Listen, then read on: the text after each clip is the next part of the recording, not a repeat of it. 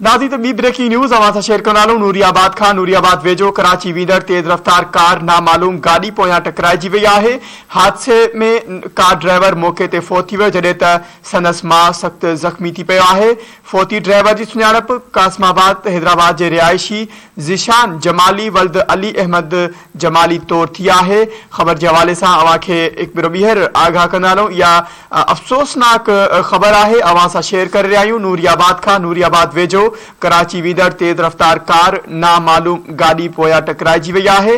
हादसे जे नतीजे में कार ड्राइवर मौके ते फ़ौत थी वियो जॾहिं त संदसि माउ सख़्त ज़ख़्मी थी पई आहे। फ़ौती ड्राइवर जी सुञाणप कासमाबाद हैदराबाद जे रिहायशी ज़िशान जमाली वल्द अली अहमद जमाली तौर थी आहे।